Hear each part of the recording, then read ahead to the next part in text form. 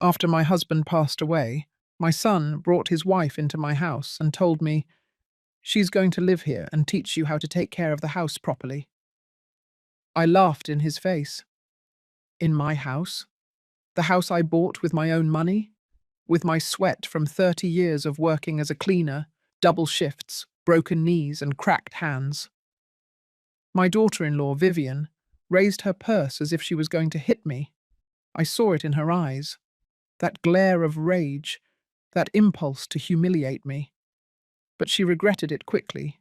She lowered her hand, because something in my gaze told her it wasn't going to be that easy. My name is Mary Johnson. I am 60 years old, and that day, 3 weeks after burying the man I built my life with, I learned that the greatest pain doesn't come from the dead. It comes from the living. Robert, my only son, showed up that morning without calling. I heard the key in the lock while I was in the kitchen, cleaning plates I hadn't even used. Since my husband died, cooking seemed pointless. Who was I going to cook for? Just for myself. For this silence that filled every corner of the house. He walked in with firm steps, stomping on the floor that I myself had varnished 15 years ago. He came with Vivian. She was carrying 2 large bags. I came out to meet them with my apron still on, smelling of detergent and loneliness. "Good morning, son." He didn't even return my greeting. He put the bags on the floor, right on the rug I bought with my first paycheck. Vivian took off her shoes without asking me permission and sat on my couch as if it were already hers. "Mum, we need to talk." His voice was cold. It was not the voice of the boy I raised. It was the voice of a man who had rehearsed a speech and wasn't going to stop until he finished it. I sat across from them. I was still trying to understand what was happening. "What is it, Robert?" "Vivian is going to help you." "Help me? With what?" Vivian leaned forward. She had that fake smile women use when they want to appear nice, but are really sizing you up to see where to land the first blow. "Mary, I know you've been through a difficult time, but now you need support. Someone to teach you how to manage this house correctly." I stared at her without blinking. Teach me? Me? How to care for the house that I built with my own hands? I felt something hot rising in my throat. It wasn't tears, it was fury. "I don't understand, Vivian. Teach me what exactly?" She sighed, as if she were talking to a stubborn child. "How to clean well, how to organize, how to cook something decent. Robert told me that since his father died, this house has been neglected, that you're not pulling your weight." I looked at my son. I expected him to say something, to defend me, to tell that woman she was crazy, but Robert only looked at the floor, like a scolded dog, like a coward. And that's when I understood everything. My son was no longer mine. That woman had taken him. She had turned him into a stranger. Vivian continued speaking. "So I'm going to move in here for a while. I'm going to teach you how to do things right. Because let's be honest, Mary, you can't do it alone." Something inside me exploded. I got up from the couch. Slowly, very slowly. Vivian stopped smiling. Robert looked up. For the first time in that conversation, they were really looking at me. And then I laughed. It wasn't a nervous laugh. It wasn't a scared laugh. It was a real laugh. Deep. Full of everything I had been holding in for 3 weeks. Full of pain. Full of rage. Full of something they didn't expect. "You? Teach me? In my house?" Vivian frowned. "Yes, Mary. In this house. Because clearly you don't know how." I interrupted her. "In my house that I bought with my own money? With the 30 years I spent cleaning offices, bathrooms, and other people's floors while you weren't even born? With the knees I ruined scrubbing stairs so that my son could have clean clothes and hot food every day. My voice sounded strange, louder than I expected. Vivian stiffened. Robert was still quiet, but now he was pale. I built this house, Vivian, brick by brick, payment by payment. Every piece of furniture you see here I bought. Every plate, every sheet, every nail in these walls has my sweat on it. Vivian got up from the couch. Her face was red. Her fists were clenched. Don't talk to me like that, Mary. I'm your son's wife. I deserve respect. I walked closer to her. I wasn't scared. Not anymore. Respect is earned, girl. It's not demanded. That was it. That's what made her explode. Vivian raised her purse. I saw it coming. That quick movement, that arm lifting to hit me in the face. But I didn't move. I stood there, looking her straight in the eye. And something in my gaze stopped her. She lowered the purse. She was breathing hard, trembling with rage. Robert finally spoke. Mom, don't talk to Vivian like that. I looked at him. My son, the child I gave birth to, the child I raised alone when his father worked nights, the child I made breakfast for every day for 18 years, the child I worked until my bones ached for. And me, Robert, how does she talk to me? He didn't know what to say. He stood there between the two of us, not knowing who to obey, and that hurt me more than any punch. Vivian grabbed her bags from the floor. This isn't over, Mary. Robert, let's go. They slammed out of my house. The silence that remained afterward was heavy, dense. I sat on the couch and looked around. Everything was the same. But I was no longer the same. That night, I didn't sleep. I sat in the living room with the lights off, thinking about everything. How I had ended up here. How my own son had betrayed me. How that woman had tried to hit me in my own house. And I also thought about something else. Something that chilled my blood. What else were they planning? The following days were strange. Robert didn't come back. He didn't call. He didn't text. It was as if that slammed door had closed something more than the door to my house. It had closed any trace of what we once were as mother and son. I continued with my routine. I got up early. I made coffee I didn't drink. I cleaned rooms that no one messed up. But my mind wouldn't stop. I couldn't stop thinking about what had happened, about Vivian's words, about Robert's silence, about that moment when she lifted her purse to hit me. And then I started to remember. It wasn't all at once. It was little by little. Like when you find an old photo and suddenly 1,000 more memories come flooding back. I started seeing patterns, signs, things I ignored at the time because a mother always wants to believe the best about her child. The first time I noticed something strange was 2 years ago. It was my birthday. I was turning 58. Robert had promised to come for lunch.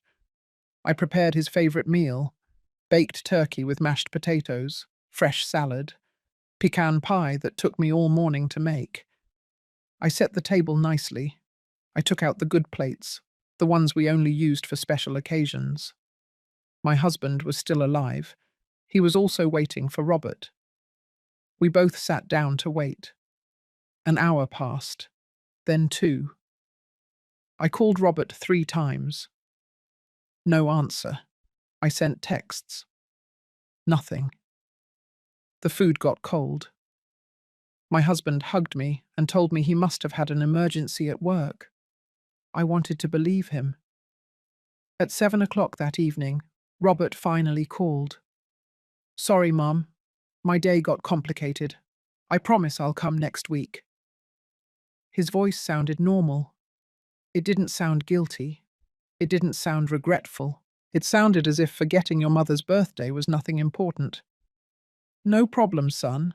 I love you. I hung up the phone and cried silently as I threw the food in the trash. But that was just the beginning.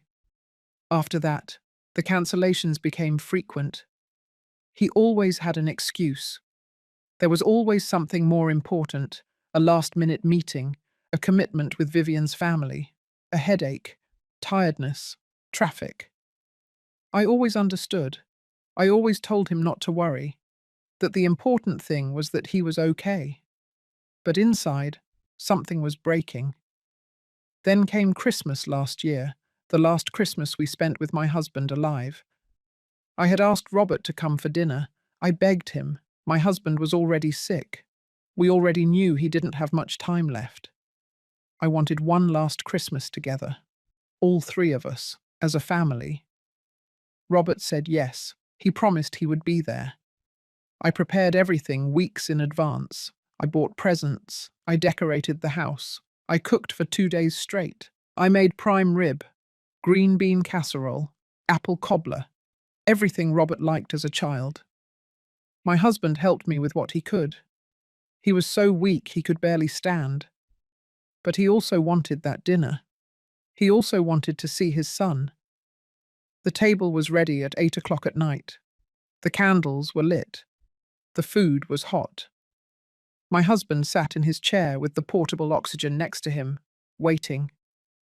8:30, 9, 9:30. I called Robert. No answer. I sent texts. Nothing. At 10 o'clock at night, my husband slowly got up. He looked at me with those tired eyes that no longer had a spark. "Let's eat, Mary. He'll come another day."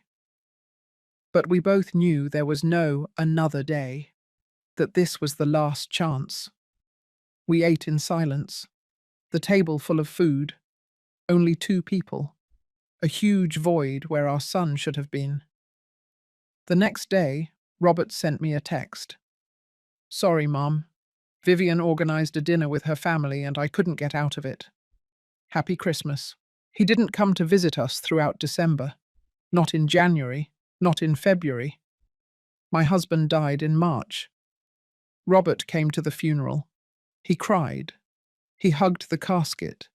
He said he loved his father. But he didn't visit him when he was alive. He wasn't there when we needed him most. And I forgave him. Because mothers always forgive. Because I thought the pain would change him, that his father's death would make him come back to me. I was wrong. I kept remembering. More things kept coming, more details I had ignored. Like that time I saw him at the supermarket. I was buying vegetables. I saw him across the aisle with Vivian. I raised my hand to wave, but he quickly looked away, as if he hadn't seen me. Vivian grabbed his arm and led him down another aisle. I stood there, my hand still raised, feeling invisible. Or like when I called him because the kitchen pipe had broken. My husband had just died. I didn't know who to call. Robert told me he was busy, to call a plumber. He sent me a number in a text and hung up. I had to pay $200 that I didn't have.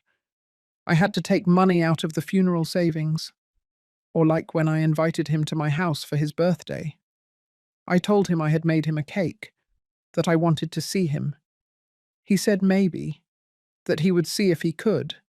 He never arrived. I saw on his social media that he had gone to an expensive restaurant with Vivian and her friends. In the photo, he was smiling, happy, surrounded by people who were not me. All those times, I had found excuses. I told myself it was normal, that sons grow up, that they make their own lives, that you can't expect them to always be with you. But now, sitting in my empty living room, I understood the truth.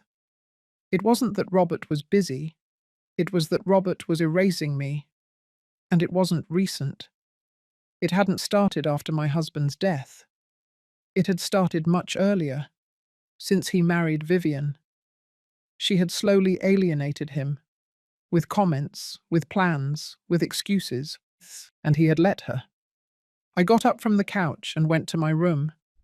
I opened the closet and took out an old shoebox I kept on the top shelf. Inside, I had photos, memories, letters Robert had written to me when he was a child. I took out a photo from when he was 7 years old. We were both in the park. He had ice cream on his face. I was hugging him. We were both laughing. Where had that child gone? I put the photo away and kept searching. I found another one. It was from his college graduation day. I was so proud. I had worked extra shifts for 4 years to pay for his studies. I had broken my back cleaning offices so he wouldn't have to worry about the money. In the photo, he was hugging me. He was whispering in my ear, "Thank you, Mum. Everything I am is because of you." I closed the box. I couldn't keep looking. It hurt too much. That night I didn't sleep either. I stayed up thinking about everything, about every detail, about every lie, about every time they made me feel like I was the problem, that I was the one exaggerating, that I was the one asking for too much. But it wasn't true. I wasn't asking for too much. I was only asking for the minimum. A call, a visit, a little time, a little love. And they didn't even give me that. I got up and went to the kitchen. I made tea. I sat by the window and looked at the empty street. It was Luke 3, Joe 0 foot in the morning. There was no one outside, just me and my thoughts. And then I realized something. Vivian hadn't come to my house that day to help me. She had come for something else, to test something, to see how far she could go, to see if I would let her. And when I laughed, when I confronted her, when I didn't let myself be humiliated, when she lifted that purse and I didn't move, she lost there. But this wasn't over. I knew that. Women like Vivian don't give up easily, and men like Robert, so weak, so easily manipulated, can do anything if someone tells them it's the right thing to do. I finished my tea. I washed the cup. I went back to my room. But before going to bed, I did something I hadn't done in a long time. I opened the drawer of my nightstand and took out an old notebook. A notebook where my husband and I kept important documents. I slowly flipped through the pages, deeds, receipts, bills. Everything was there, everything in order, everything in my name. I closed the notebook and put it back. If something was coming, I was going to be ready. 5 days passed without any word from Robert. 5 days of silence that felt like an eternity. I continued my routine. I cleaned, I cooked little, I slept less. But something had changed in me. I was no longer sad. I was no longer confused. I was awake. Awake in a way I hadn't been in years. I realized I had spent so much time justifying my son, protecting him, believing in him, that I stopped protecting myself. I stopped seeing things as they were. I let them make me feel guilty for wanting love, for wanting respect, for wanting what any mother deserves. But no more. One morning, while drinking coffee in the kitchen, I heard a car stop in front of my house. I looked out the window. It was Robert. He was alone, without Vivian. That surprised me. I thought that after what happened he wouldn't come back, or that if he did, it would be with her, with reinforcements. But no, he was alone. He got out of the car slowly. He closed the door carefully. He walked toward the entrance of the house as if he were treading on broken glass. He rang the doorbell. That also surprised me. He had a key. He always used his key. But this time he rang the doorbell, like a stranger. I opened the door. We looked at each other in silence for a few seconds. He had dark circles under his eyes.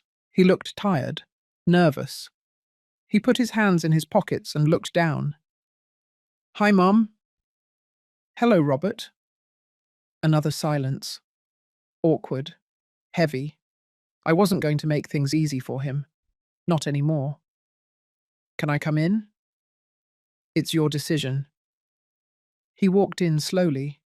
He looked around as if it were the first time he had seen the house. He sat on the couch without me inviting him. I remained standing, waiting.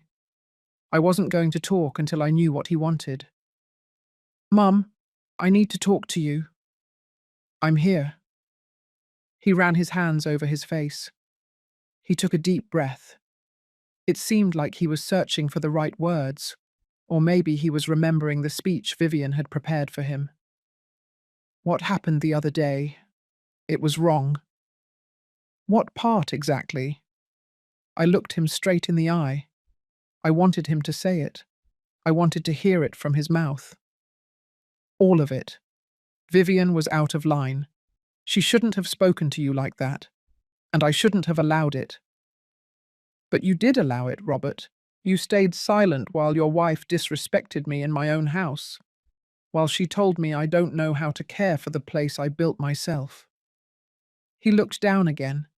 He always did that when he didn't want to face the truth. I know, and I'm sorry. You're sorry? Or did Vivian send you to say you're sorry? He looked up quickly, surprised, as if he hadn't expected me to say that. No, Mum, I'm saying this. Vivian doesn't even know I'm here. That made me doubt a little. Maybe it was true. Maybe he had come on his own. Maybe something was left of the son I raised.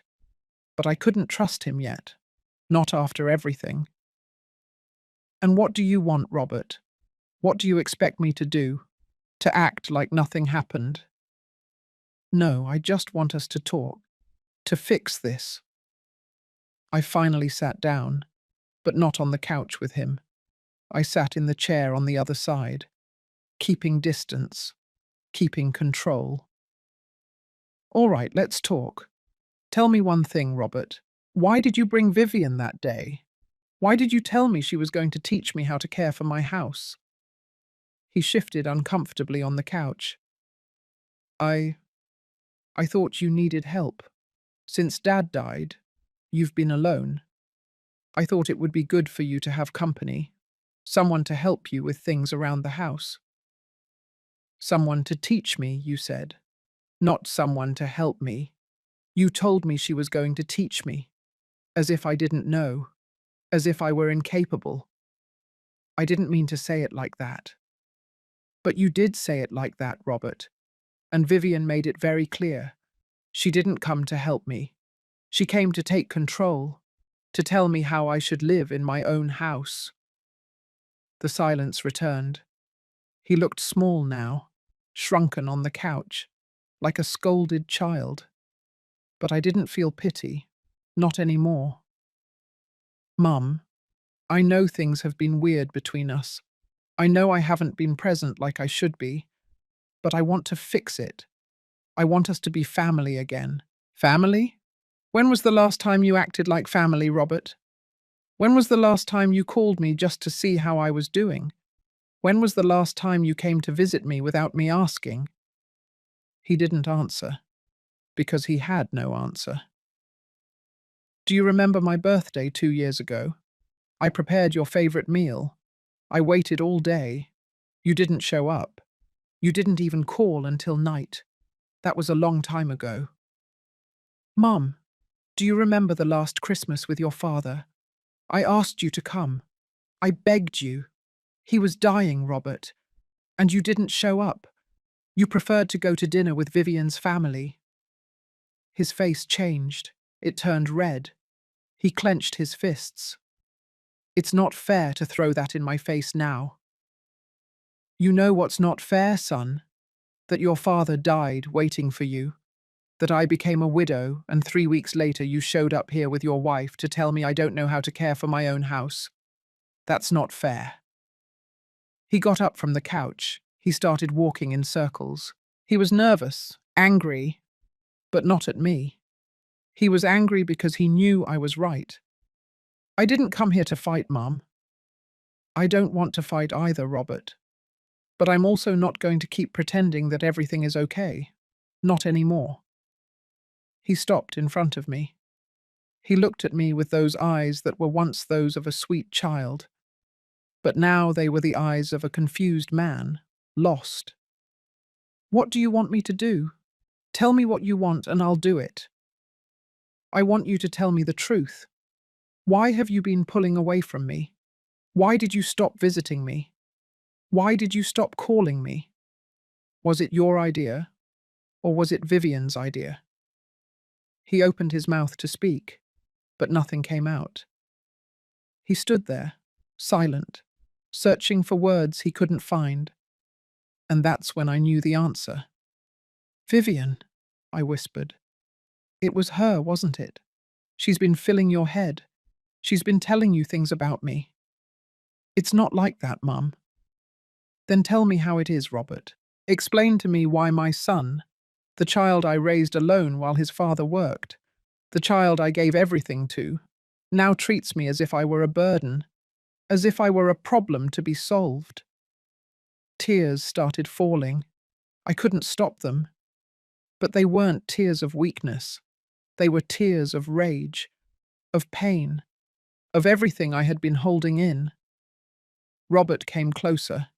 He tried to hug me, but I moved away. No, Robert, you can't fix it with a hug. Not after all this. He dropped his arms. He looked defeated, lost, but he still wasn't telling me the truth. He was still protecting Vivian. I think you should leave, I told him. Mum, please. Leave, Robert. Come back when you're ready to tell me the truth, when you're ready to be my son again. He stood there for a few more seconds, waiting for me to change my mind, but I didn't. Finally, he walked toward the door. Before leaving, he turned around. I love you, Mum. I love you too, son. But love isn't enough when there's no respect. He left and closed the door behind him. I heard the car start. I heard him drive away, and I stood there, standing in my living room, feeling the silence again. But this time the silence was different. It wasn't empty. It wasn't sad. It was firm. It was determined. Because I had set a boundary. For the first time in a long time, I had said no to my son. I had told him that I also deserved respect, that I also mattered, and that made me feel strong. That night, while I was making dinner, the phone rang. It was a number I didn't recognize. I hesitated to answer, but something told me to do it. Hello? Mrs. Mary Johnson? Yes, this is me. Who is this? My name is David Miller. I'm a lawyer. I need to speak with you about an urgent matter related to your house. My heart stopped. My house? What about my house? I prefer to speak in person, Mrs. Johnson. Could I meet with you tomorrow? It's important. I swallowed. I felt a chill. All right. Come tomorrow at 10 o'clock. I'll be there. Thank you, Mum. I hung up the phone. I kept staring at the wall. What was happening? Why did a lawyer want to talk to me about my house? And then I knew it. This wasn't over. Something bigger was coming. That night, I couldn't sleep. I stayed awake, staring at the ceiling, thinking about the lawyer's call. What did he want to tell me about my house? Why was it so urgent? 1,000 thoughts went through my head. None of them good. At Luke 6, Geo 0 foot in the morning, I was already up. I showered. I dressed carefully. I wanted to look presentable, strong. I made coffee and sat down to wait. The hours passed slowly. Every minute felt like an eternity. At exactly 10 o'clock, the doorbell rang. I opened the door and saw a man around 40 years old. Grey suit, black briefcase, glasses. He had a serious but kind face. He extended his hand. Good morning, Mrs. Johnson. I'm David Miller. Come in. I showed him into the living room. I offered him coffee. He accepted. We sat across from each other. He took some papers out of his briefcase. I waited in silence. My heart was pounding. Mrs. Johnson, I came because I received a very strange inquiry 2 weeks ago. A woman named Vivian Chavez contacted me. I felt my stomach sink. Vivian? Yes. She told me she was your daughter-in-law. She asked me to investigate the legal situation of this property. She wanted to know if there was any way for her and your son to claim rights to this house. I froze. I couldn't believe what I was hearing. Claim rights to my house? David nodded. His expression was serious. She told me you were elderly, that you couldn't take care of yourself anymore, that you needed help. She asked me if there was any legal figure that would allow them to take control of the property for health or mental incapacity reasons. I felt my face burn. The rage rose in my throat like fire. Mental incapacity? I'm perfectly fine. How dare that woman say that? I know, Mom. That's why I'm here. When she made that inquiry, something didn't seem right to me. I asked her for documentation, medical certificates, something to support what she was saying. She never sent them to me, so I decided to investigate on my own. Investigate what? Her, Vivian Chavez. David took more papers out of his briefcase. He put them on the table between us. I found something you need to know. Vivian has done this before. What do you mean she's done this before? 4 years ago, Vivian was married to another man, an older man, a widower, with his own house. She married him. 6 months later, the man began to show signs of dementia. Vivian got a doctor to declare him incompetent. She took control of his finances, of his house. The man ended up institutionalized in a nursing home. Vivian sold the house and kept the money. 2 months later, she filed for divorce. I couldn't breathe. I couldn't speak. I could only look at him while he kept talking. The man died the following year, alone, in that nursing home, without family, without anything. And Vivian disappeared with all his assets. And no one stopped her. No one did anything. The man's family tried to sue, but by that time the papers were in order.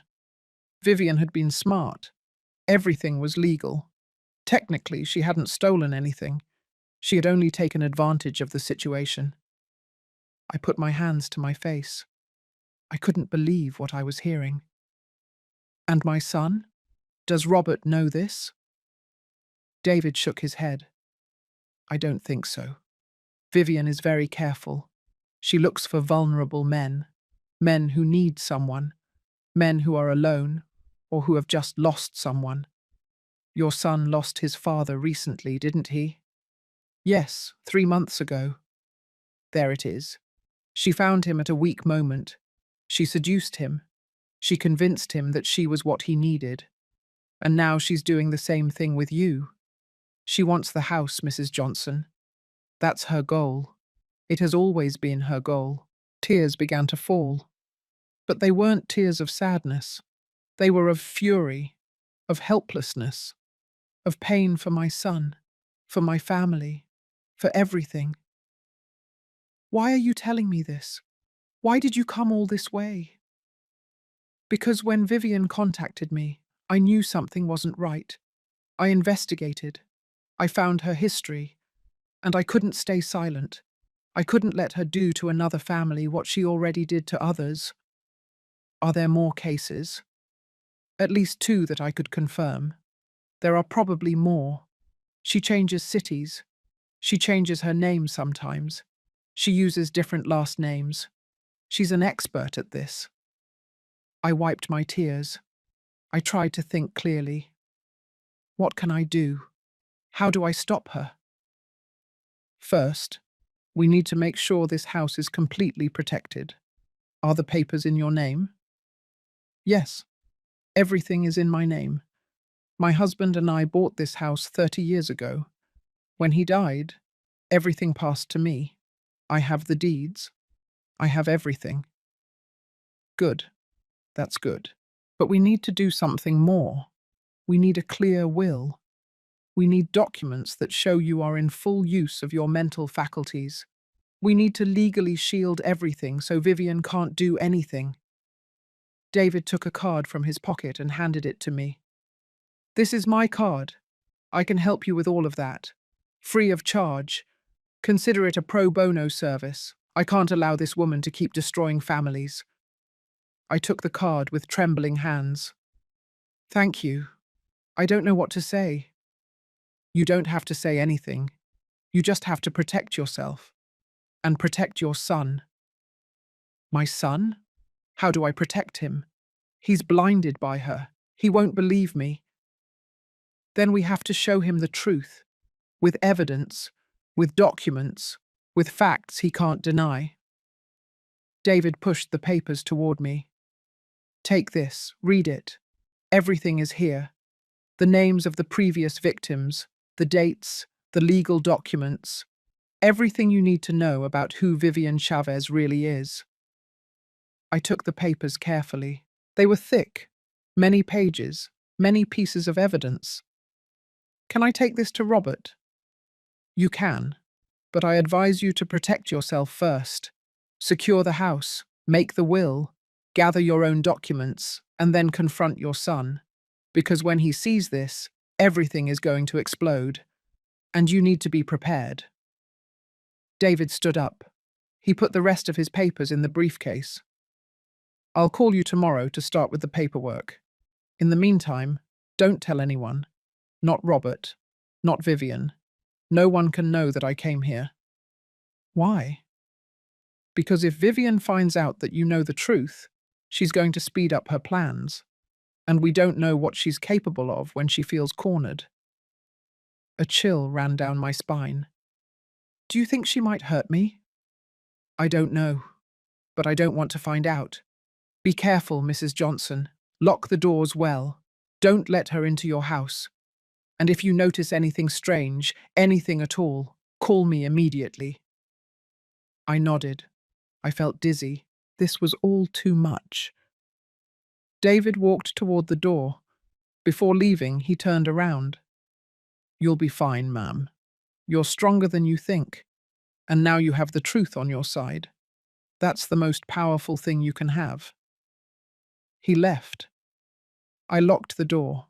I leaned against it. The papers were in my hands, heavy, full of horrible truths. I went to the kitchen. I poured myself a glass of water.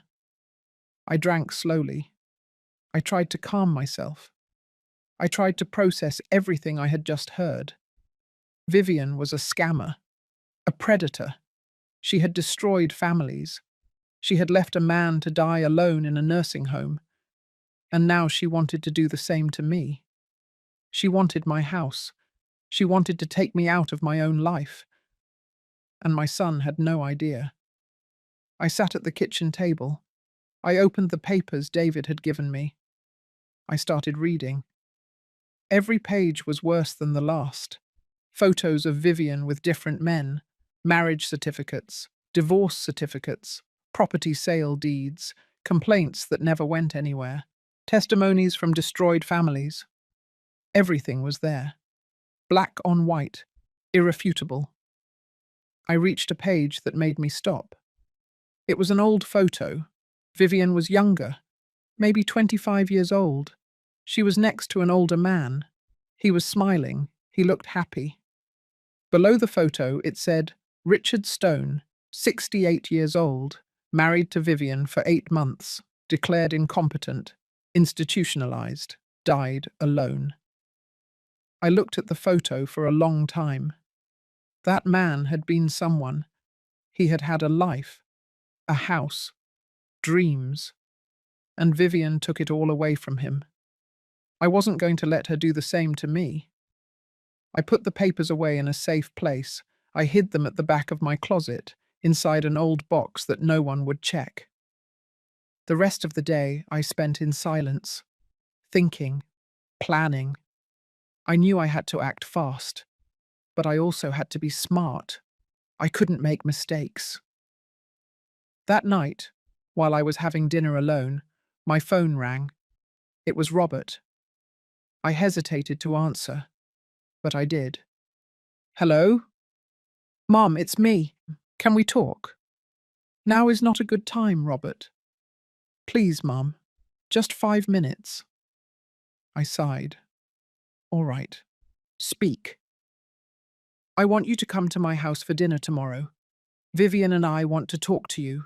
We want to fix things. I felt a knot in my stomach. A dinner? With Vivian? After everything I had just discovered? I don't know, Robert. Please, Mum. It's important. We want to start over. We want us to be family again. His voice sounded sincere, desperate. But I already knew the truth. I knew this wasn't his idea. It was hers. It was another play. All right, I finally said. I'll go. Really? Yes, what time? At 7 o'clock. I'll text you the address. I'll be there. I hung up the phone. My heart was pounding. I knew that dinner was a trap. I knew Vivian was planning something. But I was planning too. I was going to go to that dinner. But I wasn't going as a victim. I was going with the truth in my hands, and with David Miller as backup. Because if Vivian wanted to play games, I knew how to play too. And this time I held all the cards. The next day, I called David Miller early in the morning. I told him about the dinner invitation. There was a long silence on the other end of the line. Don't go alone, he finally said. It's too dangerous. I have to go, David. If I don't go, they'll suspect. They'll know something has changed.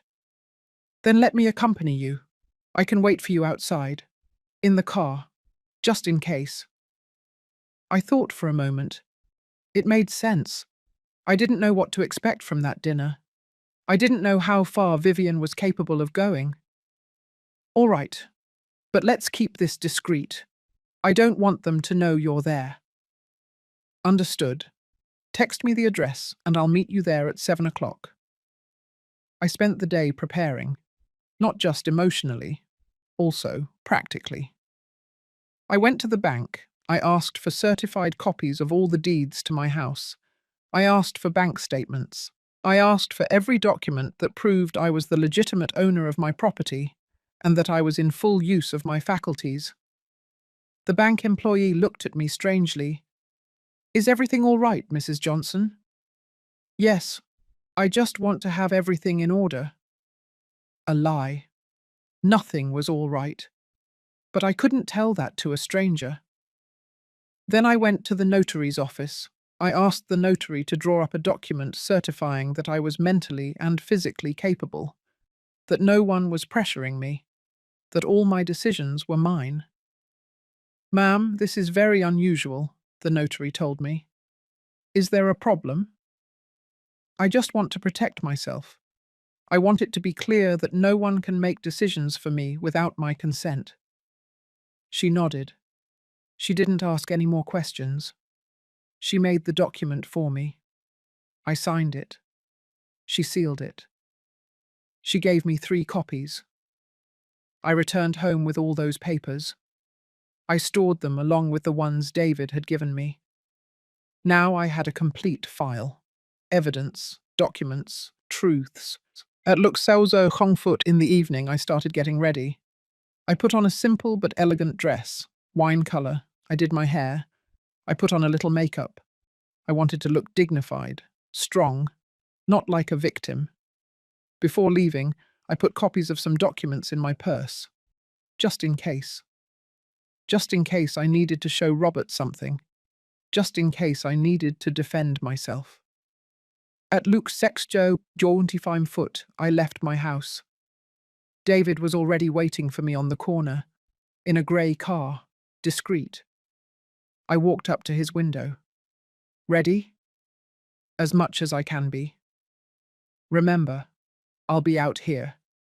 If something goes wrong, if you feel you're in danger, call me or run out, whatever. But don't stay there if things get ugly.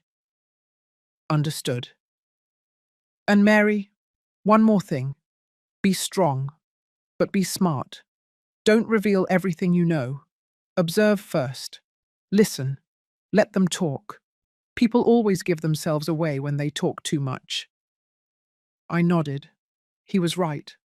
I couldn't go in there and throw all the cards on the table. I had to play this smartly. I arrived at Robert's apartment at exactly 7 o'clock. It was a small apartment, nothing fancy, nothing compared to my house. That made me think.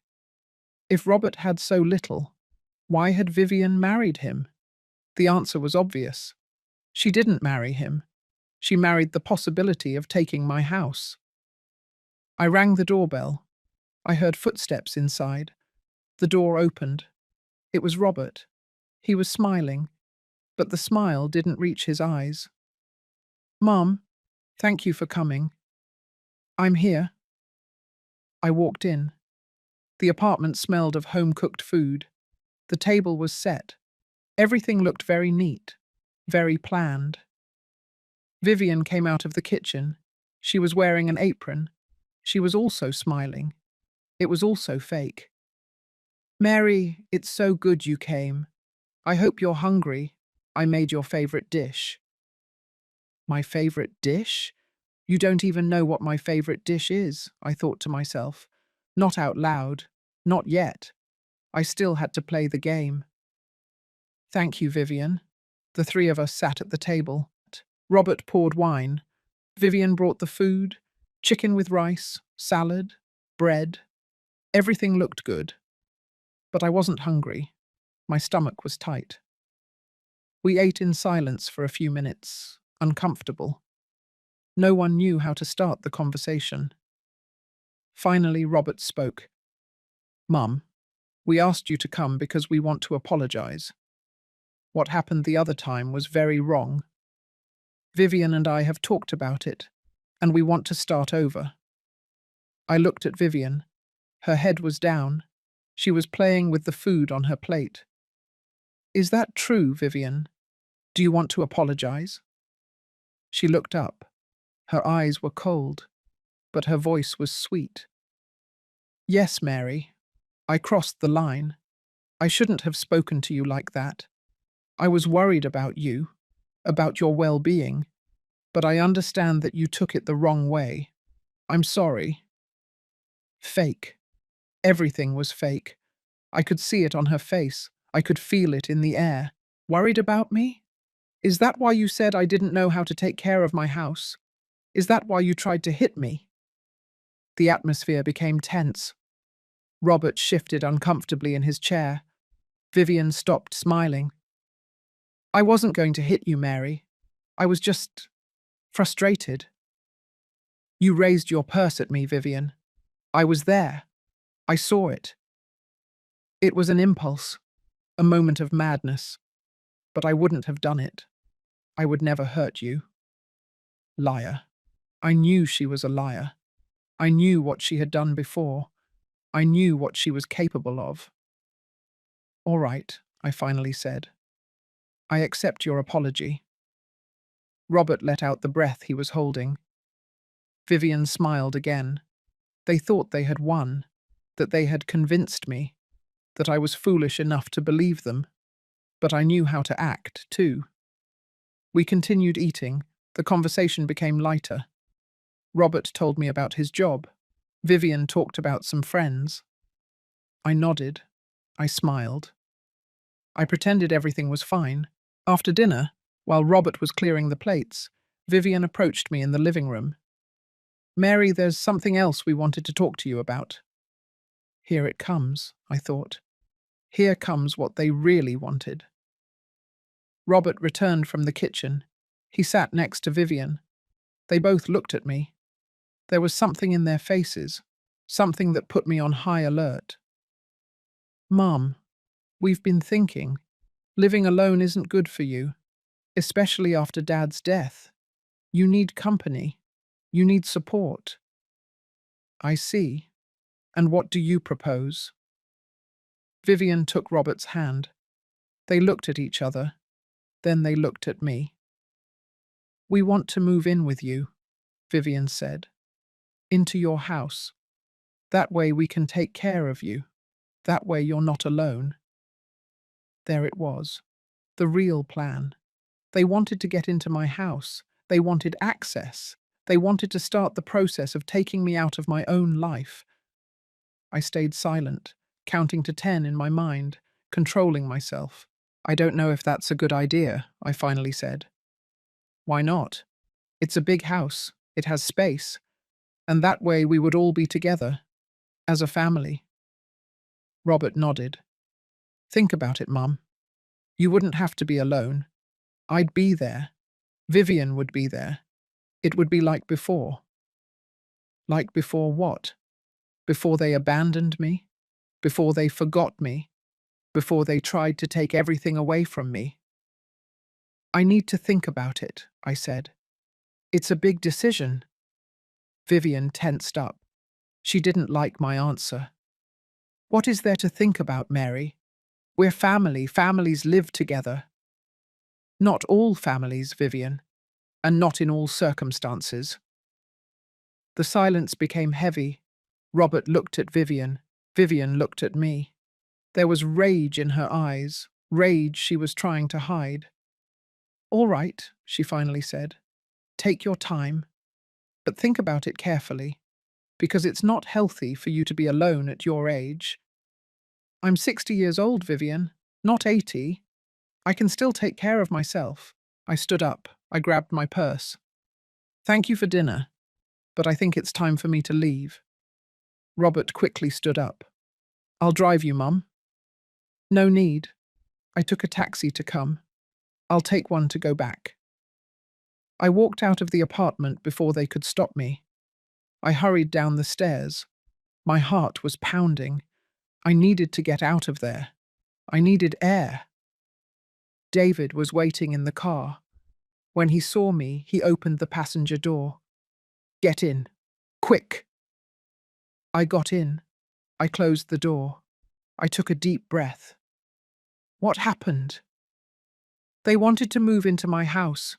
That was their plan. Get into my house. Take control, little by little. David nodded. He didn't seem surprised. It's her modus operandi. First they gain trust. Then they move in. Then they start isolating the victim, controlling the finances, making legal changes, until the person is completely defenseless. I'm not going to let that happen. I know. That's why we're going to act fast. Tomorrow we go to the notary. We're going to draw up a sealed will. We're going to put the house in a trust. We're going to make sure no one can take it away from you. Not Robert, not Vivian, no one. And after that? After that, we show your son who the woman he married really is. And if he doesn't believe you, he'll believe us. Because we're not going with just words. We're going with evidence, with documents, with witnesses, with everything. David drove me home. Before I got out, he handed me an envelope. What is this? More information about Vivian. I got testimonies from the previous families. They are willing to talk. They are willing to testify if necessary. I took the envelope. It was heavy. It was full. Thank you, David. I don't know how to thank you for all this. You don't have to thank me. You just have to protect yourself. And let me help you. I entered my house. I locked the door. I went straight to my room. I opened the envelope. There were letters, handwritten testimonies, photos, more legal documents. I read every one. Heartbreaking stories, destroyed families, elderly people abandoned, stolen assets. And in the center of everything, always the same woman. Vivian Chavez, with different last names, with different stories, but always the same pattern. I put everything away with my other documents. Now I had a complete file, a solid case, irrefutable proof. Tomorrow I would start shielding my house, protecting my assets. And then, the hardest part would come. I would have to show my son the truth about his wife. And I prayed that he would believe me before it was too late. The next 3 days were a race against time. David and I worked non-stop. We went to the notary. We made the will. We put the house in a trust that only I could modify. We opened a new bank account where I transferred my savings. We changed the locks on my house. We made copies of all the important documents and put them in a safety deposit box at the bank. Every step we took made me feel safer, more protected, but also more aware of how close I had been to danger. If David hadn't shown up, if he hadn't warned me, I probably would have already signed something. I probably would have already let Vivian and Robert move in. And then it would have been too late. Robert called me twice during those days. He wanted to know if I had thought about their proposal, if I was ready to let them move in with me. Each time I told him the same thing. I'm still thinking. I need time. He didn't like it. I could hear the frustration in his voice. And behind that frustration, I could hear Vivian. She was surely pressuring him. She was surely telling him I was difficult, that I was stubborn, that I was selfish for not wanting help. But I no longer felt guilty. I no longer felt bad for setting boundaries. Because now I knew the truth, and the truth had freed me from guilt. On the 4th day, David came to my house with more news. I found someone who wants to talk to you. Who? The son of Richard Stone, the man who died in the nursing home, the first husband of Vivian's that we could document. I felt a chill. That man, the one in the photo, the one who had died alone. He wants to talk to me. Why? Because when I told him about your situation, he identified with it. He said that what is happening to you is exactly what happened to his father, and he wants to help you. He wants you not to end up like his father did. When can I see him? Today, if you're ready. He's waiting at a coffee shop near here. I'm ready. We went in David's car. The coffee shop was 20 minutes away. It was a quiet place, not crowded, perfect for a private conversation. Richard Stone's son was sitting at a table in the back. He was a man around 40 years old, dark hair with some grey, sad eyes. When he saw us arrive, he stood up. Mrs. Johnson? Yes, nice to meet you. The three of us sat down. We ordered coffee. He took a deep breath before starting to speak. My name is Ethan Stone. My father was Richard Stone. He died 3 years ago, alone, in a nursing home where I didn't even know he was. I'm so sorry. Don't be sorry for me. Be sorry for him. Because he died without understanding what had happened to him, without understanding how he ended up there. Ethan took out his phone. He showed me a photo. It was his father, the same man from the photo David had shown me, but older, more fragile. My dad was a widower. My mum had died 2 years earlier. He was alone, sad. Then he met Vivian at a supermarket. She was very kind to him, very affectionate. They started dating. 3 months later, they got married. That fast? Yes.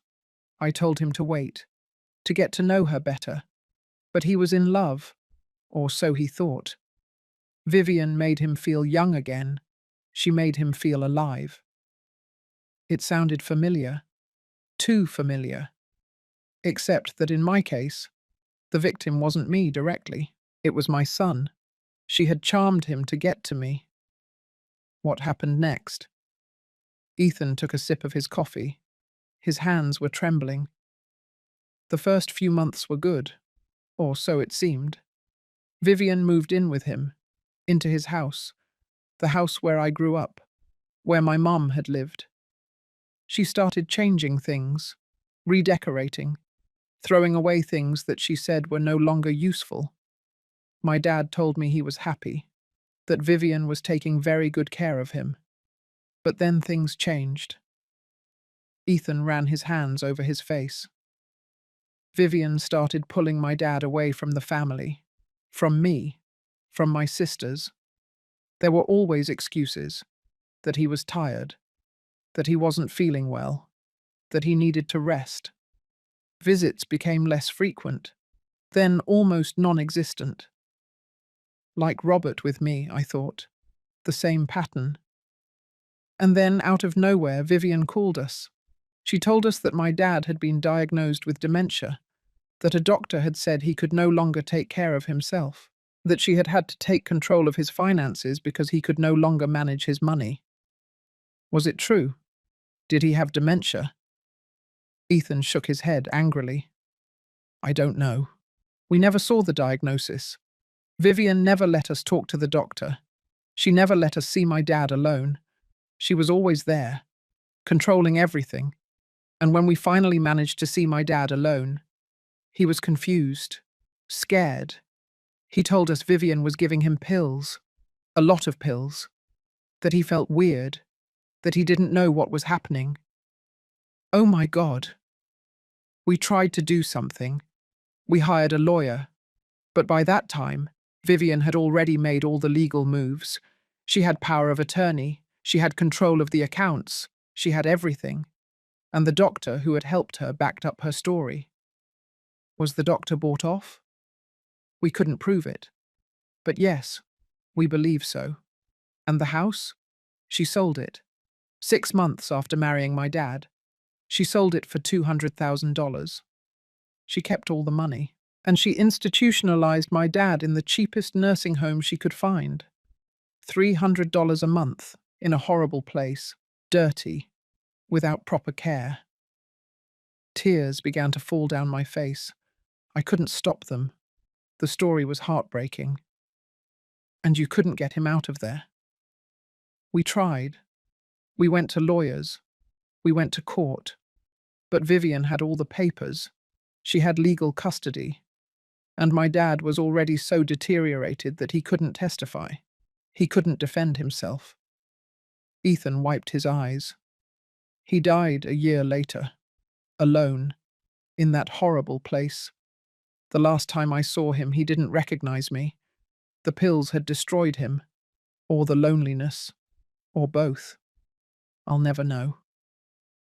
I'm so sorry, Ethan. He looked me straight in the eye. That's why I'm here, Mrs. Johnson. Because when David told me your story, I knew I had to warn you. Vivian is going to do the same to you.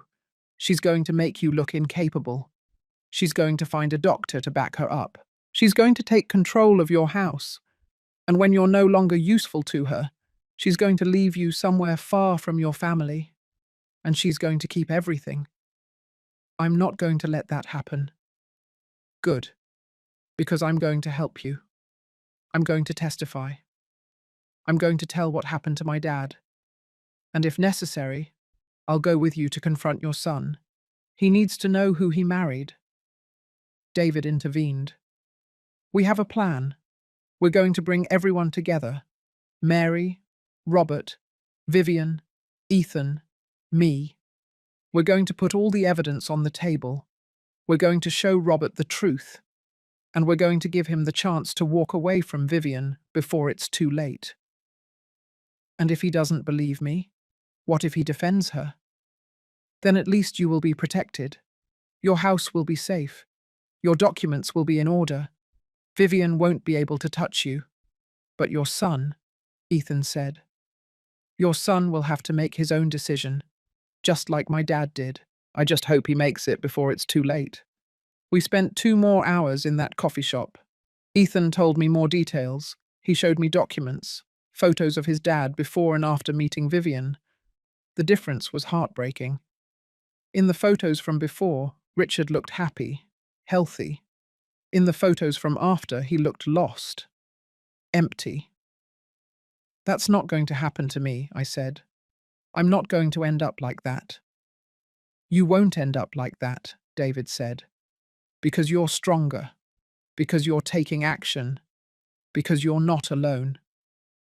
He was right. I wasn't alone. I had David. I had Ethan. I had the truth. Now I just needed my son to see it too. That night, sitting in my living room, I made a decision. It was time to confront Robert. It was time to show him everything. It was time to give him the chance to choose his mother or that woman. I called David. I'm ready. Organize the meeting. Are you sure? Completely sure. The longer we wait, the more dangerous it becomes. Let's do it now. All right. I'll tell Robert that you want to talk, that you have something important to tell him. He'll come with Vivian, obviously. Let him come. Let them both come. I want her to be there when I show my son who she really is. The meeting was scheduled for 2 days later, in my house. At Luke 6 Geo 0 foot in the evening. Robert immediately accepted. He probably thought I had accepted their proposal, that I was going to let them move in. He had no idea what was really waiting for him. I spent the next 2 days preparing. I organized all the documents. I put them in separate folders. One folder with the evidence about Vivian, another with my legal documents, another with the testimonies of Ethan and other victims. I also cleaned the house. I cooked. I made coffee. Not because I wanted to be hospitable, but because I needed to keep myself busy. I needed to calm my nerves. The night before the meeting, I barely slept. I stayed awake imagining how it would be, how Robert would react, how Vivian would react, if they would believe me, if they would attack me, if everything would explode. But there was no turning back. It was time for the truth to come out. And no matter what happened, I would be ready. The day arrived. I got up early, although I had barely slept. I showered. I dressed carefully. I chose a grey dress. Sober. Serious. I wanted to look strong. I wanted that when Robert looked at me, he saw the woman who had raised him. Not a victim. Not someone weak, but his mother. The woman who had always fought for him. David arrived at Luke 5 Geo 0 foot in the afternoon. He brought more documents, more evidence. Ethan arrived shortly after. He looked nervous. I was too. But there was something stronger than nerves. There was determination. We reviewed everything one last time. The plan was simple. I would start talking. I would tell Robert that I had discovered things about Vivian. I would show him the documents one by one. Ethan would give his testimony. David would explain the legal aspects. And then Robert would have to decide. At exactly Luke Selzo foot, the doorbell rang. My heart jumped. I took a deep breath. I went to open the door. Robert was there, with Vivian by his side. He was smiling. She was too. They thought this was a celebration. They thought I had accepted their plan.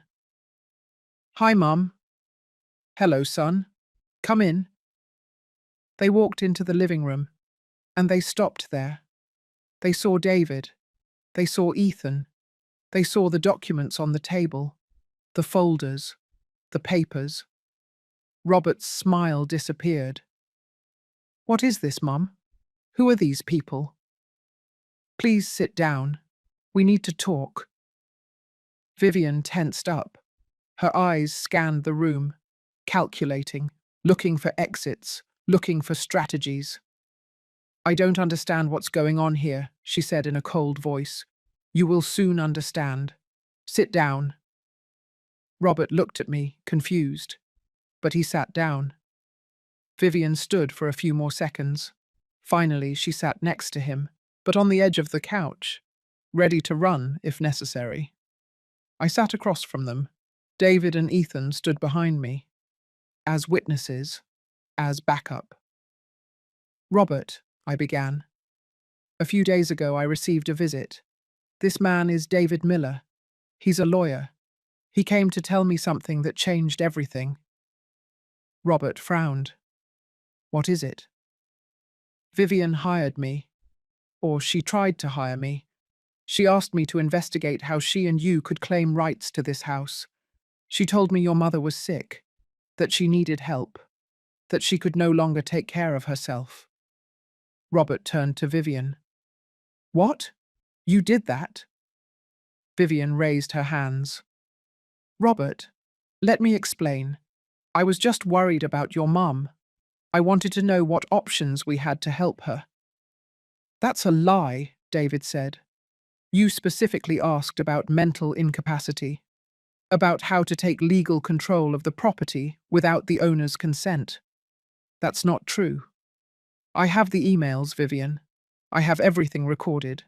Every word you said to me. The colour drained from Vivian's face. Robert looked at her with disbelief. Vivian, is that true? She didn't answer. She just looked at David with hatred. I kept talking. My voice was firm now. It wasn't trembling. When David told me that, he started to investigate, and he discovered something else. Something you need to know, Robert. I picked up the first folder. I opened it. I took out the photo of Richard Stone. This man was named Richard Stone. He was 68 years old. He was a widower. He lived alone. And 4 years ago, he married Vivian. Robert took the photo. He looked at it. Then he looked at Vivian. You were married before. You never told me. It was a long time ago, Vivian said quickly. It has nothing to do with us. It has everything to do with us, I said. Because what you did to that man is the same thing you're trying to do to us. Ethan took a step forward. That man was my father, and she destroyed him. Robert looked at him, confused, scared. Who are you? I'm Ethan Stone, Richard Stone's son, and I came to tell you what this woman did to my family. Ethan started talking. He told the whole story. How Vivian had met his father, how she had married him quickly, how she had isolated him from his family, how she had gotten a doctor to declare him incompetent, how she had sold his house, how she had institutionalized him in a horrible nursing home, how he had died alone. With every word, Robert got paler. Vivian tried to interrupt, to deny it. But Ethan had documents, evidence, photos, everything. That's not true, Vivian finally shouted. This man is lying. He's crazy. I don't know who hired him to say these things, but I have the marriage certificates, David said. I have the deed of sale for the house. I have the nursing home records. I have everything, Vivian. You can't deny it. I took more papers from another folder. And there's more, Robert. Richard wasn't the only one. We found at least 2 other cases, 2 other older men, widowers, with property. Vivian married them, and in both cases they ended up losing everything. No, no, no. Robert got up from the couch. This can't be true. Vivian, tell me it's not true. Vivian also got up. There were tears in her eyes, but I knew they were fake. Robert, my love, you have to believe me. These people are trying to separate us. Your mother has never accepted me. She hired these people to invent lies about me. I didn't hire her, I said firmly. David came on his own, because he has a conscience, because he didn't want to be an accomplice to what you were planning. I took out the last document, the most important one. And I also found this, an application you made 2 weeks ago, to the Department of Social Services, asking them to evaluate my mental health, saying that I posed a danger to myself, that I needed supervision. Robert took the paper. He read it. His hands were shaking. Vivian, you did this. It was for her own good, Robert. Your mum is alone. She's depressed. She needs professional help. I'm perfectly fine. My voice came out louder than I expected. I'm not sick. I'm not crazy. What happened is that you wanted me to be declared incompetent so you could take my house, to do the same thing to me that you did to Richard, to the others. That was your plan all along. Robert let the paper drop. He put his hands to his head. I can't believe this. I can't. David spoke calmly. Robert, your wife is a professional scammer. This is what she does. She looks for vulnerable men, men who have just lost someone. She seduces them. She marries them quickly. And then she begins the process of isolating them from their families and taking their properties. That's a lie, Vivian shouted. It's all a lie. Then explain the previous marriages, I said. Explain the documents. Explain why you hired a lawyer to investigate how to take my house. Explain why you wanted me to be declared incompetent.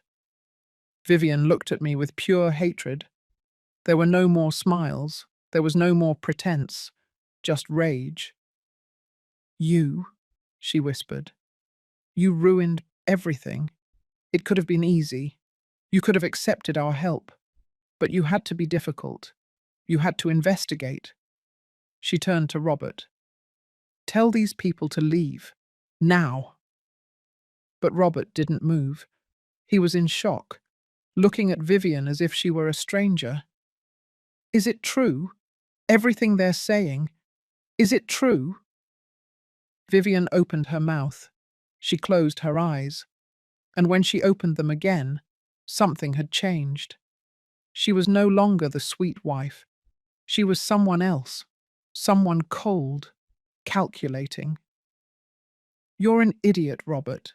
You always were.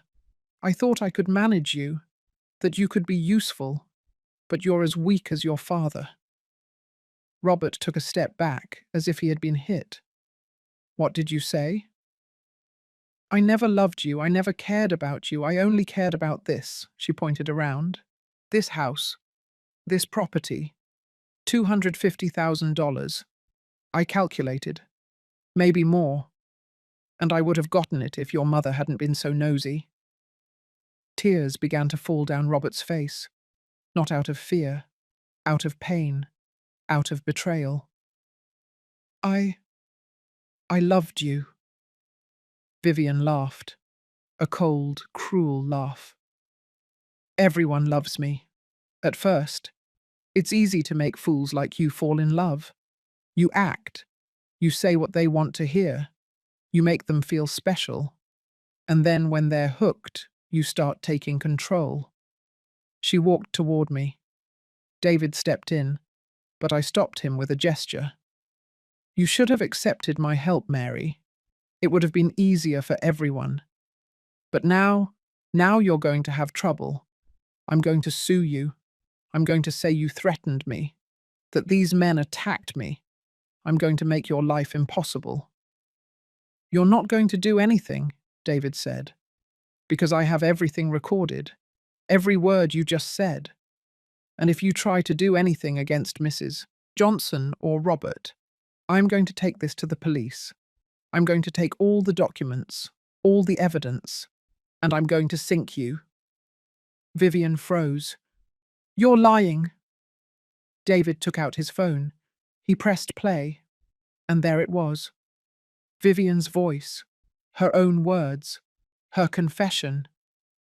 It's over, Vivian. You lost. For a moment, I thought she was going to attack me. I saw the rage in her eyes. I saw her clench her fists. But David and Ethan were there, and she knew she couldn't win. She grabbed her purse. She looked at Robert one last time. You're pathetic, like your mother, like all of you. And she left. She slammed the door, making the walls shake. We heard her footsteps going down the stairs. We heard a car start. And then, silence. Robert collapsed on the couch, covering his face with his hands. crying, trembling. I walked over to him. I sat by his side. I put my hand on his back. "I'm sorry, Mum. I'm so sorry." I cried too, but not out of pain, out of relief, because my son had seen the truth, because there was still time, because we could still fix this.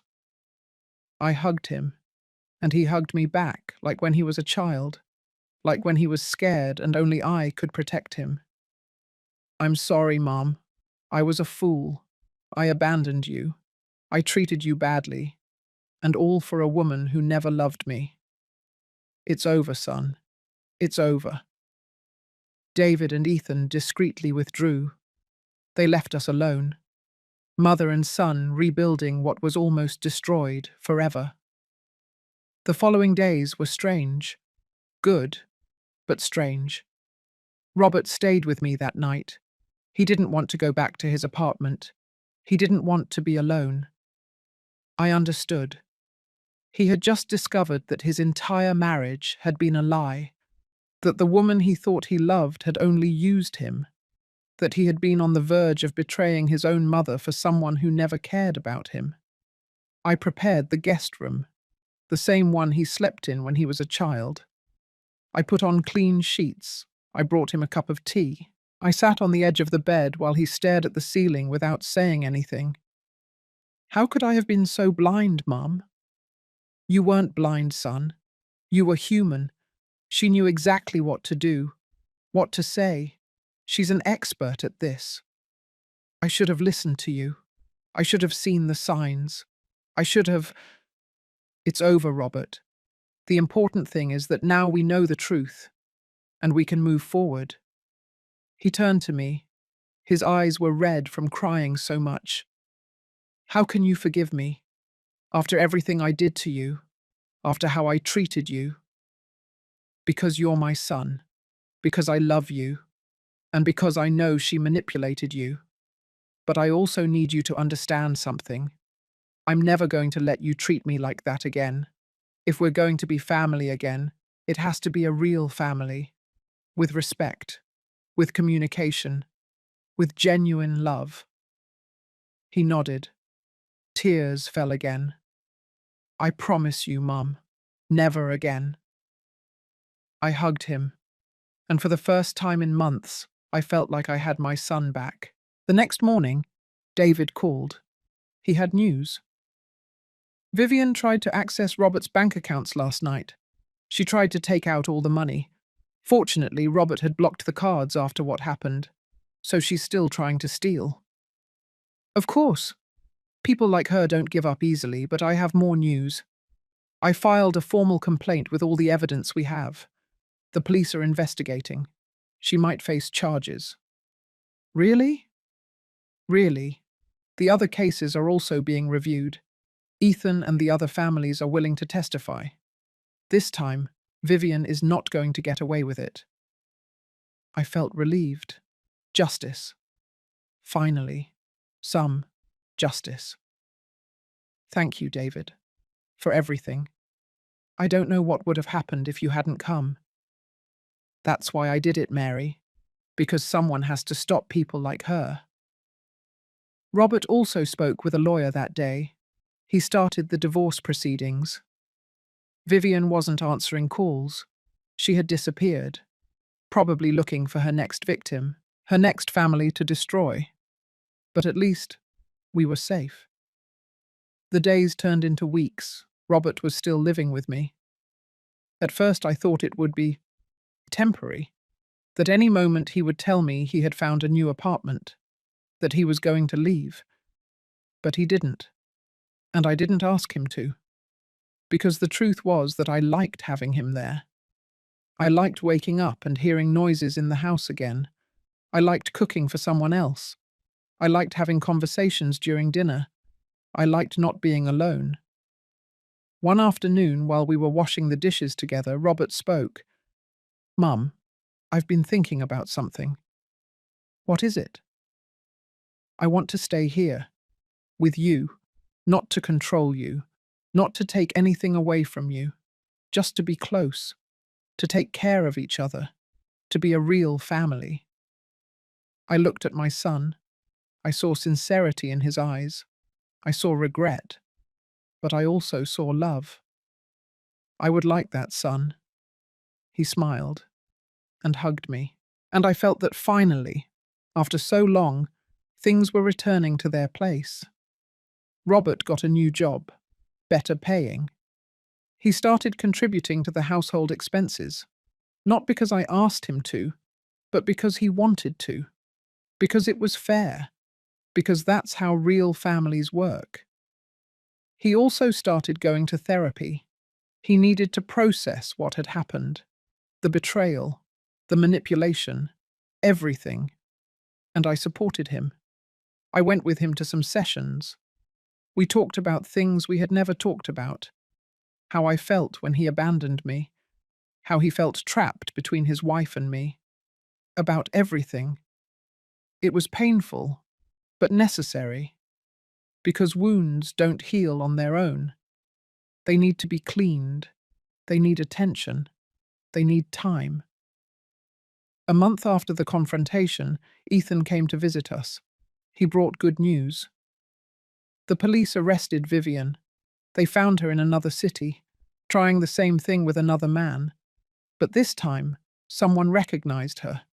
Someone who had seen the news, and they called the police. Really? Really, she's going to face multiple charges: fraud, breach of trust, forgery of documents. She's going to be in jail for a long time. I sat down. I needed to process the information. Vivian, arrested, finally, after destroying so many lives, after leaving so many men alone, confused, stripped of everything. How do you feel? Robert asked me. Relieved, sad, angry, all at the same time. Me too, Ethan said. But most of all, I feel like my dad can finally rest in peace, knowing that the woman who destroyed him is going to pay for what she did.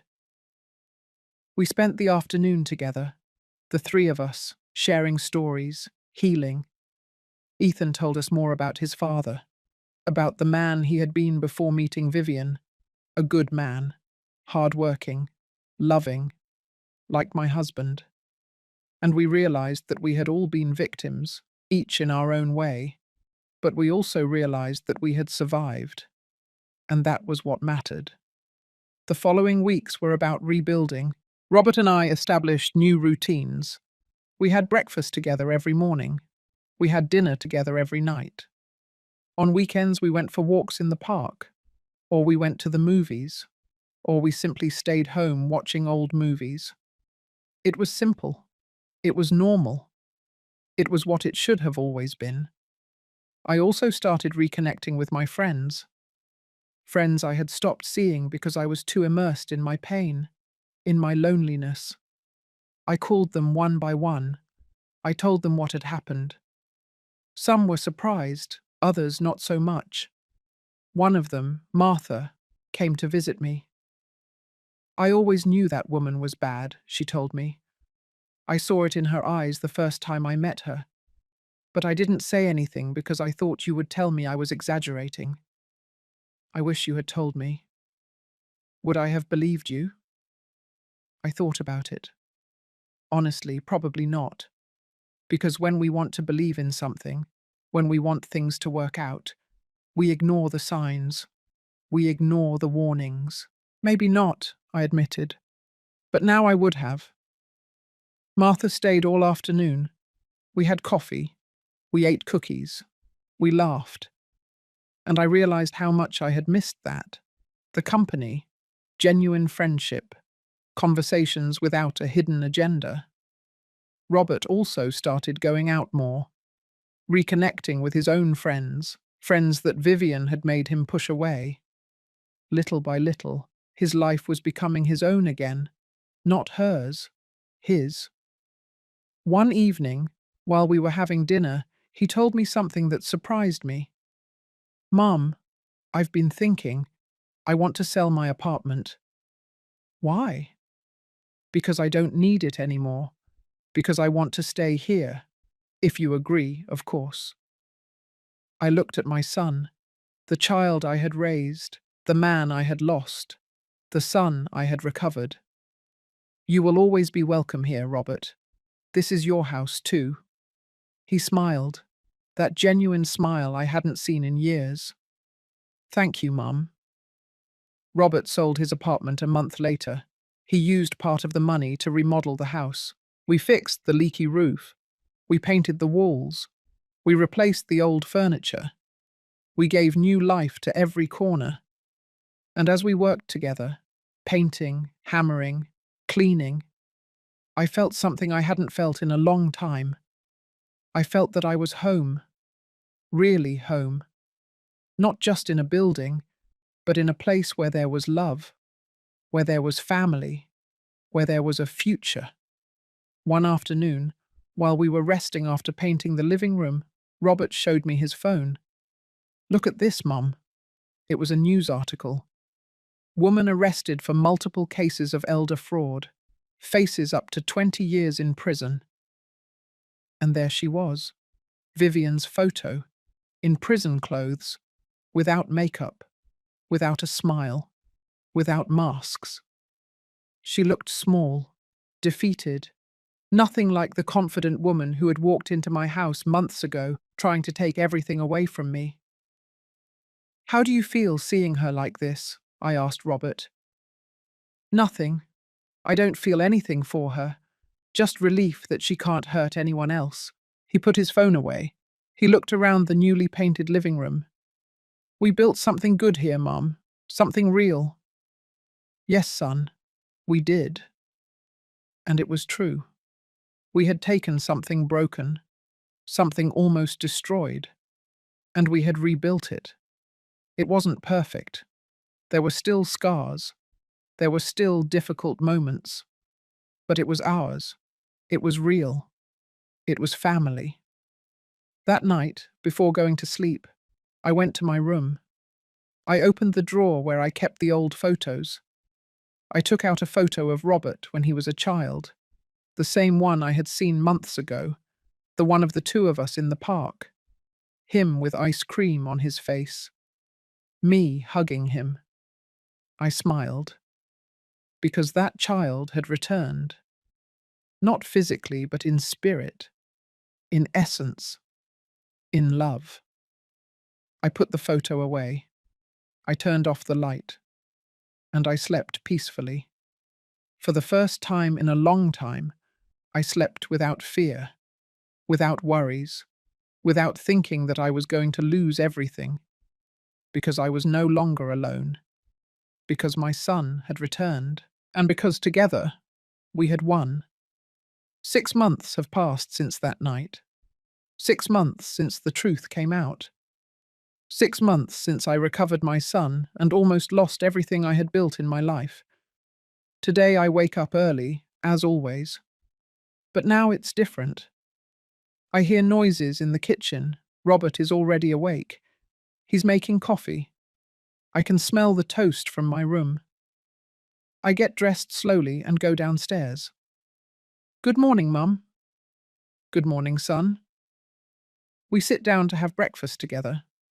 We talk about simple things, the weather, his plans for the day, the dinner we're going to make tonight. Normal things, everyday things, but things that I took for granted before and that I now value every day. After breakfast, Robert goes to work. I stay home, but I no longer feel alone. The house has life now. It has energy. It has love.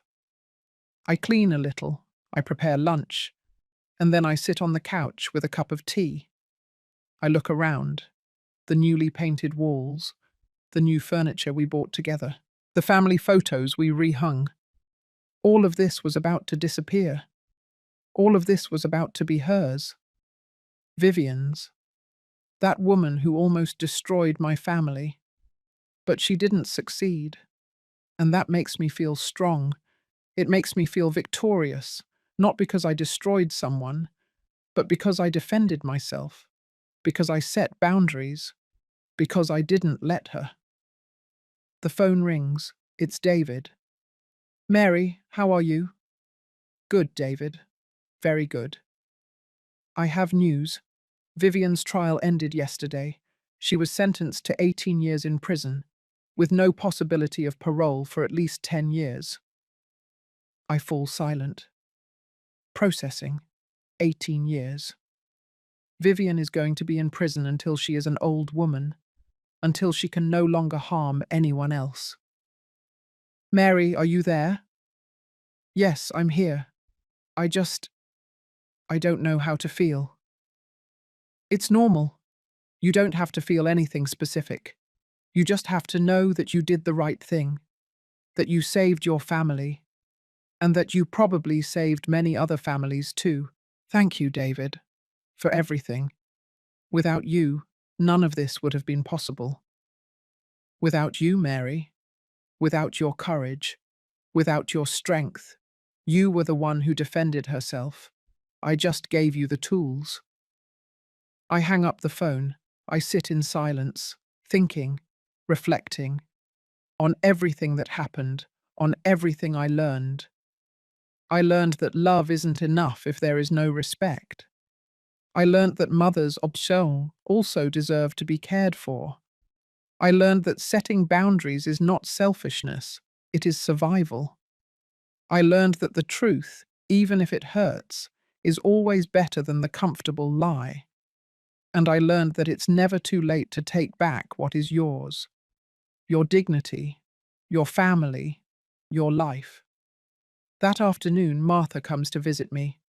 We bring out cake and coffee. We sit in the backyard. It's warm, but there's a pleasant breeze. You look good, Mary. You look peaceful. I feel peaceful. Did you hear about Vivian? Yes. David called me a few hours ago. And how do you feel? Relieved. Sad for all the families she destroyed, but relieved that she can't do it anymore. Martha nods. She takes a sip of her coffee. You know, when all this started, I thought you were going to give up. I thought you were going to let them take everything away from you. But you didn't. You fought. And you won. I didn't feel strong at the time. I felt scared. Courage is not the absence of fear, Mary. It's acting despite the fear. She's right. I was afraid. Very afraid. Afraid of losing my house. Afraid of losing my son. Afraid of ending up alone somewhere forgotten. But I acted anyway. I defended myself anyway. And that changed me. I am no longer the same woman I was 6 months ago. That woman was broken. She was lost. She was willing to accept crumbs of love just not to be alone.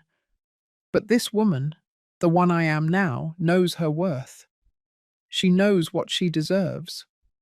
And she won't accept less. At night, Robert comes home. He brings flowers, a small bouquet of daisies, my favorites. What's this for? Just because. Because I love you. Because you saved my life. Son, you saved me too. We have dinner together. Robert tells me about his day, about a new project at work, about a coworker he likes, normal things, everyday things, but they mean everything. After dinner, we wash the dishes together, and while we do it, Robert speaks. Mum, I've been thinking about something. What is it? I want to do something good with all this. Something that gives meaning to what we went through. Like what? I want to help other families. I want to work with David, create a foundation or something like that, to help older people who are being manipulated, to prevent what almost happened to us from happening to them. I stop. I put down the plate I was washing. I look at my son with tears in my eyes. That's beautiful, Robert. Do you think it's a good idea? I think it's the best idea you've ever had. And that's how pain transforms. It doesn't disappear. It's not forgotten. But it transforms into something useful, into something that can help others, into something with purpose. Robert starts working on his project. He talks to David, he talks to Ethan, he talks to the other families who were victims of Vivian. And little by little, the idea takes shape. 2 months later, they launch the foundation. It is called Dignity and Family. Its mission is simple: to protect older people from scammers, to educate families about the signs of manipulation, to provide free legal aid to those who need it. The first person to donate is Ethan. He donates $10,000 in memory of his father. I also donate $5,000. Money I had saved for years, money I almost lost. But that will now help others. The foundation grows. They help 3 families the first month, 7 the second, 12 the third. Every family with its own story. Every family on the verge of losing everything. But now they have help. They have hope. And I feel proud. Proud of my son. Proud of having fought. Proud of having turned something horrible into something good. One afternoon, while I'm in the backyard watering the plants, I see a woman walking down the street. She stops in front of my house. She looks at the number. Then she rings the doorbell. I open the door. She is a woman around 50 years old. She looks tired, worried. Mrs. Mary Johnson. Yes, this is me. My name is Irene. My mother is in trouble. I read about your story in the newspaper, about what happened with your daughter-in-law, and I think something similar is happening to my mother. I invite her in. I make her coffee, and I listen to her story. A story similar to mine. A new man in her mother's life.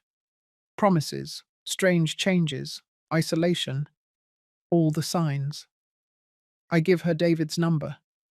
I give her the foundation's number.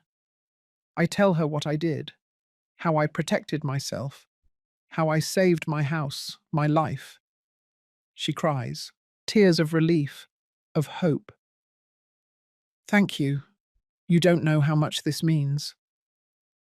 After she leaves, I sit in the living room, thinking about how a tragedy can become purpose, about how pain can be the beginning of something good. That night, before going to sleep, I write in my diary. It's something new I started a few months ago. My therapist recommended it. She says it helps to process, to heal. I write about everything that happened, about Vivian, about Robert, about David, about Ethan, about the foundation, about Irene, about everything. And at the end, I write this. Today I understood something. My life didn't end when my husband died. It didn't end when my son abandoned me. It didn't end when that woman tried to take everything away from me. My life continued. And it continues. And as long as I have strength, I will keep fighting. For myself, for my family, for all the people who need to know that they are not alone, that they can defend themselves, that they can win. I close the diary, I turn off the light, and I sleep peacefully. For the first time in a long time, I sleep without fear, without worries, without thinking that I was going to lose everything. Because I am no longer alone, because my son has returned, and because together we had won. 6 months have passed since that night. 6 months since the truth came out. 6 months since I recovered my son and almost lost everything I had built in my life. Today I wake up early, as always. But now it's different. I hear noises in the kitchen. Robert is already awake. He's making coffee. I can smell the toast from my room. I get dressed slowly and go downstairs. Good morning, Mum. Good morning, son. We sit down to have breakfast together. We talk about simple things, the weather, his plans for the day, the dinner we're going to make tonight, normal things, everyday things, but things that I took for granted before and that I now value every day. After breakfast, Robert goes to work.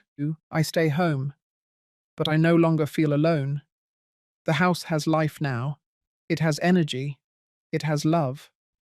I clean a little. I prepare lunch. And then I sit on the couch with a cup of tea. I look around. The newly painted walls. The new furniture we bought together. The family photos we rehung. All of this was about to disappear. All of this was about to be hers. Vivian's. That woman who almost destroyed my family.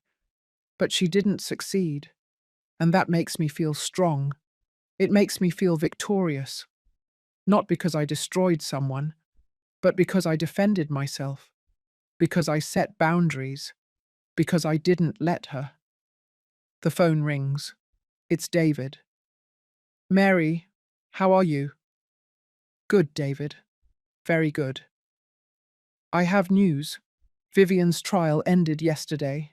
She was sentenced to 18 years in prison, with no possibility of parole for at least 10 years.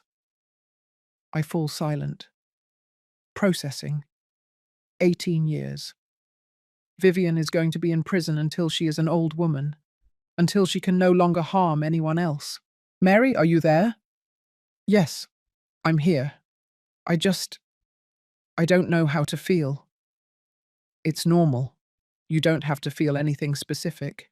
You just have to know that you did the right thing, that you saved your family, and that you probably saved many other families too. Thank you, David, for everything. Without you, nothing of this would have been possible. Without you, Mary, without your courage, without your strength, you were the one who defended herself. I just gave you the tools. I hang up the phone. I sit there in silence, thinking, reflecting, on everything that happened, on everything I learned. I learned that love isn't enough if there is no respect. I learned that mothers also deserve to be cared for. I learned that setting boundaries is not selfishness, it is survival. I learned that the truth, even if it hurts, is always better than the comfortable lie. And I learned that it's never too late to take back what is yours. Your dignity, your family, your life. That afternoon, Martha comes to visit me.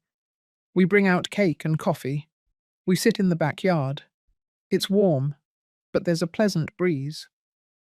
You look good, Mary. You look peaceful. I feel peaceful. Did you hear about Vivian? Yes. David called me a few hours ago. And how do you feel? Relieved. Sad for all the families she destroyed, but relieved that she can't do it anymore. Martha nods. She takes a sip of her coffee. You know, when all this started, I thought you were going to give up. I thought you were going to let them take everything away from you. But you didn't. You fought. And you won. I didn't feel strong at that moment. I felt scared. Courage is not the absence of fear, Mary. It's acting despite the fear. She's right. I was afraid. Very afraid. Afraid of losing my house. Afraid of losing my son. Afraid of ending up alone somewhere forgotten. But I acted anyway. I defended myself anyway. And that changed me. I am no longer the same woman I was 6 months ago. That woman was broken. She was lost. She was willing to accept crumbs of love just not to be alone. But this woman, the one I am now, knows her worth. She knows what she deserves, and she won't accept less. At night, Robert comes home. He brings flowers, a small bouquet of daisies, my favorites. What's this for? Just because I love you, because you saved my life. Son, you saved me too.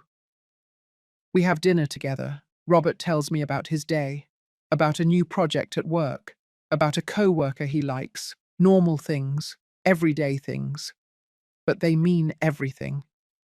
After dinner, we wash the dishes together. And while we do it, Robert speaks. Mum, I've been thinking about something. What is it? I want to do something good with all this. Something that gives meaning to what we went through. Like what? I want to help other families. I want to work with David, create a foundation or something like that, to help older people who are being manipulated, to prevent what almost happened to us from happening to them. I stop. I put down the plate I was washing. I look at my son with tears in my eyes. That's beautiful, Robert. Do you think it's a good idea? I think it's the best idea you've ever had. And that's how pain transforms. It doesn't disappear. It's not forgotten. But it transforms into something useful, into something that can help others, into something with purpose. Robert starts working on his project. He talks to David, he talks to Ethan, he talks to the other families who were victims of Vivian, and little by little, the idea takes shape. 2 months later, they launch the foundation. It is called Dignity and Family. Its mission is simple: to protect older people from scammers, to educate families about the signs of manipulation, to provide free legal aid to those who need it. The first person to donate is Ethan. He donates $10,000 in memory of his father. I also donate $5,000. Money I had saved for years, money I almost lost. But that will now help others. The foundation grows. They help 3 families the first month, 7 the second, 12 the third. Every family with its own story, every family on the verge of losing everything. But now they have help. They have hope. And I feel proud. Proud of my son. Proud of having fought. Proud of having turned something horrible into something good. One afternoon, while I'm in the backyard watering the plants, I see a woman walking down the street. She stops in front of my house. She looks at the number. Then she rings the doorbell. I open the door. She is a woman around 50 years old. She looks tired, worried. Mrs. Mary Johnson? Yes, this is me. My name is Irene. My mother is in trouble. I read about your story in the newspaper, about what happened with your daughter-in-law, and I think something similar is happening to my mother. I invite her in. I make her coffee, and I listen to her story, a story similar to mine. A new man in her mother's life. Promises, strange changes, isolation, all the signs. I give her David's number. I give her the foundation's number. I tell her what I did, how I protected myself, how I saved my house, my life. She cries, tears of relief, of hope. Thank you. You don't know how much this means. After she leaves, I sit in the living room, thinking about how a tragedy can become purpose, about how pain can be the beginning of something good. That night, before going to sleep, I write in my diary. It's something new I started a few months ago. My therapist recommended it. She says it helps to process, to heal. I write about everything that happened, about Vivian, about Robert, about David, about Ethan, about the foundation, about Irene, about everything. And at the end, I write this. Today, I understood something. My life didn't end when my husband died. It didn't end when my son abandoned me. It didn't end when that woman tried to take everything away from me. My life continued. And it continues. And as long as I have strength, I will keep fighting. For myself, for my family, for all the people who need to know that they are not alone, that they can defend themselves, that they can win. I close the diary, I turn off the light, and I sleep peacefully.